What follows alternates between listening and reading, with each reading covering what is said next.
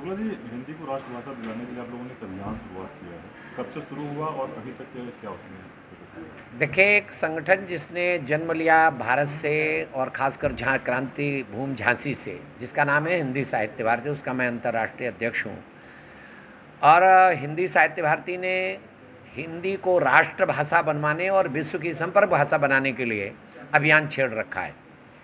यद्यपि हिंदी नंबर 1 की भाषा है, तो भी राजनीतिक कारणों से उसका विरोध होता है और राजनीतिक कारणों से अभी राजभाषा से राष्ट्रभाषा नहीं बन पाई, जबकि महात्मा गांधी, विनोबा भावे और अनेक नेताओं ने उस समय इसको राष्ट्रभाषा बनाने की वकालत की थी।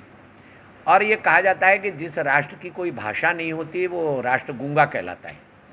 निश्चित रूप से एक भाषा होने से एकत्व का भाव आएगा और आपस का जो विघटन है पूरी तरह समाप्त होगा।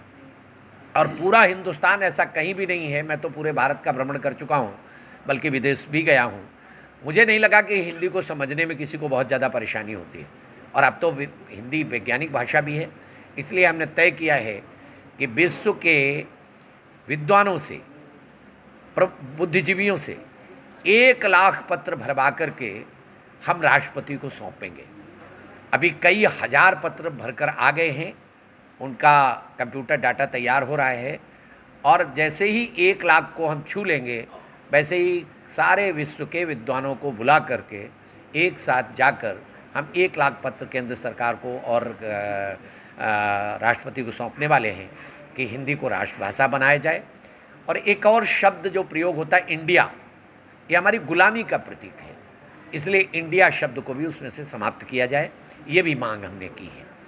जहाँ तक प्रश्न इस देश के बौद्धिक वातावरण का है,